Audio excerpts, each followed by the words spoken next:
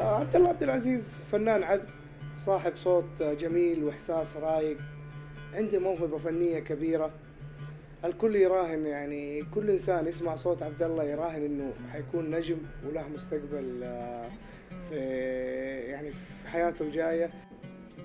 لو الآن أنت بتعرف عليه فتلاحظ الإنسان على طول يخش قلبك، يعني طيبته مي مصطنعة زي ما تشوف الآن كثير من الناس يصطنع طيبته، ولكن عبد الله فطري، إنسان عفوي، إنسان طيب، إنسان محترم دمث.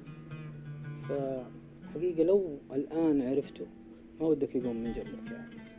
والله عبد الله واضح في كل شيء. بالنسبة لعبد الله واضح أبعد درجة، أخلاقه، أدبه، أسلوبه، حياته، الحمد لله مو غامض أو إنسان صاحب شخصيتين. عبد الله صاحب شخصية واحدة، ما يصطنع ولا يسوي أفلام ولا يسوي الأشياء هذه، الحمد لله لا. هذا هو عبد الله بطبيعته. لو عبرت كثير عن عبد الله ما راح اوصف يعني ايش الاشياء اللي راح يوصلها لعبد الله. طبعا عبد الله فنان طبعا مميز، يعني مشاركنا في حفلاتنا، مشاركنا في كل حاجة اصلا. عبد الله يعني احنا اعتبره اكثر من اخو، واحنا عيلة واحدة. واضح في طريقة أدائه للي يغنيه، فإحساسه كأنه فنان محترف يؤدي ما شاء الله تبارك الله بطريقة احترافية فظيعة. أنا يعني وكبت عبد الله من بدري من بداياته، فحقيقة يعني ما شاء الله تبارك الرحمن كان يتطور لدرجة إنه يا رجل يلحن وتعتبر في بداية البدايات، فكان كأنه رجل محترف. فبسم الله ما شاء الله يعني. بالنسبة لعلاقة عبد الله مع أهله، عبد الله إنسان راضي والديه، راضي في أخوانه، في أهله، في أخواته، ما يرد لهم شيء مهما كان مشغول، مهما كان ده يلبي لهم أمرهم، يقول لهم طيب حاضر أبشروا، والله يوفقوا على هذا الشيء. أمور البيت أول بأول هو ما شاء الله، هو اللي عائلة الأسرة كلها، هو اللي بيوديهم، هو اللي بيجيبهم، هو اللي بيصرف عليهم، هو اللي بيسوي كل شيء. الحمد لله، الله يخليه لأهله وخلي أهله له إن شاء الله.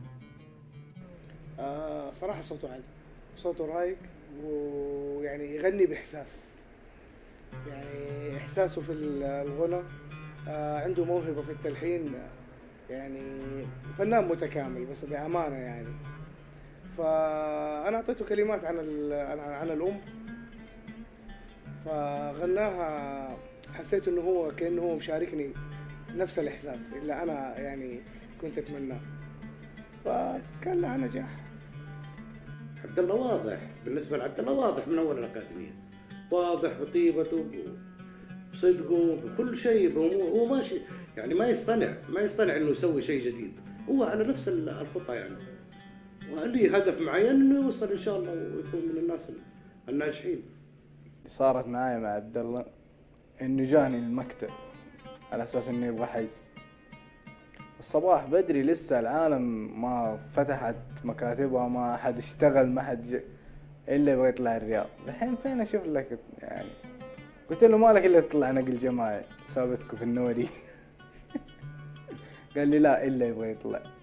حاولت دورت له حجوزات، لقيت له على طيران الناس.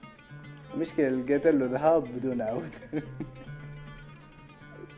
طلعته عليها، قصيت له التذاكر وجبت له التذكرة هنا البيت.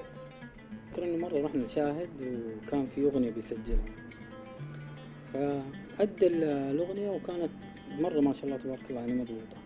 عبد الله مصر إنها لا ما جات، في عربة معينة لازم يسويها، في صوت لازم يطلع له، فجلس يعيد ويزيد، وحتى اللي سجلها بعد الثانية كانت ممتازة. يا عبد الله ممتازة، قال مرة لازم يعيد لين أقتنع يعني. فعنده حماسة إنه ما يطلع شيء اللي هو يعني متيقن 100% إنه مضبوط وراضي يعني. فجلسنا من الساعة 5 لين حول العشاء تقريبا، عبد الله يعيد ويسجل يعيد ويسجل.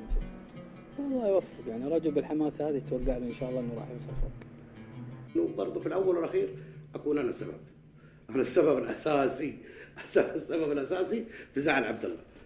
بس يروح يشتكي لناس معينة، يروح عند شاهد، يروح يقول له شوف أبو مازن قال الفكرة هذه غلط، هذه كذا، لانه يجي يستشيرني في اشياء انا ما اعرفها ويبغى رد. طيب يا اخي انا ما اعرف، انا ممكن اعرف الفنان هذا الفنان، اما تقول لي كلمات الحان ايش عرفني بالكلام هذا؟ اقول له لا خايسه، فيزعل. ايش تزعل مني يا ابن الحلال؟ كفايه اني زعلتك وانت رايح المطار. من المواقف الطريفة أنا وعبد الله كنا في مصر، فرحنا الملاهي دريم بارك، فما اتفقنا مع سواق التاكسي يرجع ياخذنا. توقعنا انه نخرج من الملاهي نلقى تكاسي برا مليانه وهذا، فخرجنا فما لقينا ولا تاكسي هذا، وقعدنا انتظرنا كثير وقت طويل لين حصلنا باص. فركبنا باص وكان الباص جدا زحمه، وكان عبد الله مبسوط ويغني ومدري، وانا كنت جدا متضايق من الموقف اللي احنا فيه. فنزل يمكن ركبنا 3 باصات او 4 باصات لين وصلنا للمنطقه اللي حصلنا فيها تاكسي، ركبناها مع بعض ووصلنا للبيت. فكانت يعني من اطرف المواقف انا وياه، يعني ما تتنسي. كان دائما يحب يقلدني عند ابو مازن. يقول لي انا اشوف نايف من يوم يجي عند ابو مازن يقول يا ابو مازن عارف انه ارى مصيبه. بالنسبه لعبد الله الشيء اللي يكره التدخين بشكل فظيع. اركب معه بالسياره ادخن، يتضايق، يرخي القزاز، عيونه تحمر، تدمع. لا تدخن في البيت برضه، ينكتم من التدخين. يعني الحمد لله انه ما يدخن. انا بغيت اعلمه بس يعني قال لي لا خلاص بعدين لما نكبر، الحين صغير. قلنا يلا لما تكبر دخن. ايش في عبد الله؟ قال اسمع، انا سمعت اغنيه الحين بسميها كي، يقعد يغني لين نوصل المكان اللي نبغاه. يعني كان يطربني في السياره. لا عبد الله عشان نسيبي وصديقي وولدي، واكون معاه واقف معاه معنويا في كل شيء، اوضح له الطريق، افهمه هذا الصح هذا الخطا. يعني انا من الناس اللي ايدت انه يروح لستار اكاديمي لنتعلم للافضل وللاحسن، يعني لانه برنامج يعني اهدافه واسعه ومستقبله كبير ان شاء الله. بعد مشاركه عبد الله في ستار اكاديمي تفاجأت باتصالات كثيرة من أصدقاء لي مخرجين في مصر، فكانوا يسألوني هذا عبد الله عبد العزيز اللي كان معاك في الرحلة اللي جيت أنا فيها، وقلت لي هذا قريبك ومدري.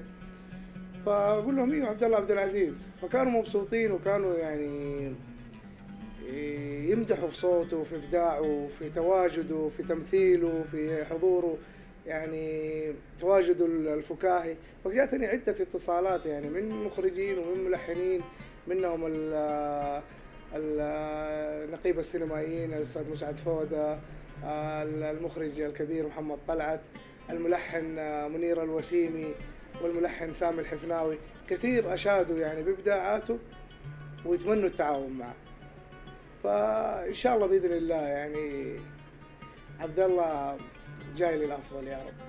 ماني متقبل الوضع، يعني الوضع أنا ماني متقبله، بس هم صح بيسووا حاجة صح.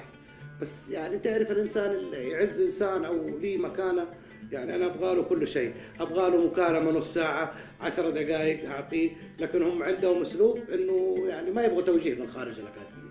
لهذا سبب اختلافي معهم، ولا هم ما شاء الله أساتذة ومعروفين من أكبرهم لأصغرهم يعني. وانا اتمنى له الصراحه يعني انه يوصل للقب الاخير في ستار اكاديمي، واحنا طبعا حنكون داعمينه في كل شيء وحنكون معاه في كل مرحله، وانا اتمنى له ان شاء الله التوفيق والله يوفقه ان شاء الله ويكسب لقب ستار اكاديمي، وما عندنا نقول الا الله يوفقه ان شاء الله وللامام.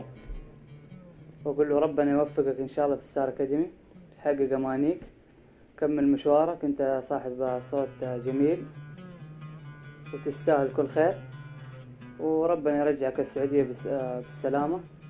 والله شوف ان شاء الله بمشيئة الله، انا واحد من الناس اللي اتوقع ان عبد الله ان شاء الله راح يحقق اللقب، نظرا لاجتهاده، لجده، للموهبة اللي الله اعطاه اياها، رجل واثق من نفسه، محبوب من الجميع. فان شاء الله بمشيئة الله ان عبد الله راح يحقق اللقب بمشيئة الله، وانا اعتقد انه ما راح يتعدى عبد الله بمشيئة الله. أنا أشوف إنه ما شاء الله أفضل الطلاب المشتركين، يعني إن شاء الله راح يكون له مستقبل، يعني بإذن الله أتمنى إنه يكون ستار هو، لأنه فعلا يستحق إنه يكون ستار. اتمنى لك التوفيق يا عبد الله، وان شاء الله تاخذ اللقب وتصير ستار. وترى والله وحشتنا وان شاء الله ترجع لنا بالسلامة.